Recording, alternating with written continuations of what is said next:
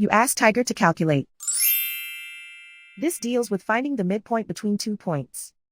The midpoint between the 2 points is -68, -91.5. Let's solve it step by step. Plot the 2 points and calculate the midpoint using the formula.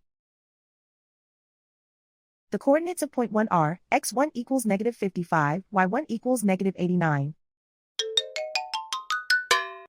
The coordinates of point 2 are, x2 equals -81, y2 equals -94. PM represents the midpoint of the 2 points.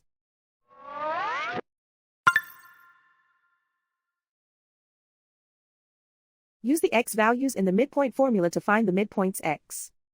x1 equals -55. x2 equals -81. Simplify the arithmetic.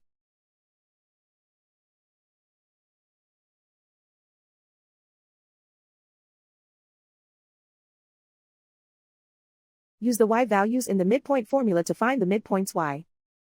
y1 equals -89. y2 equals -94.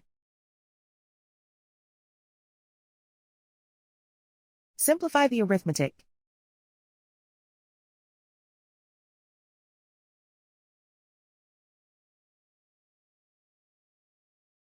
And so, the midpoint is -68, -91.5.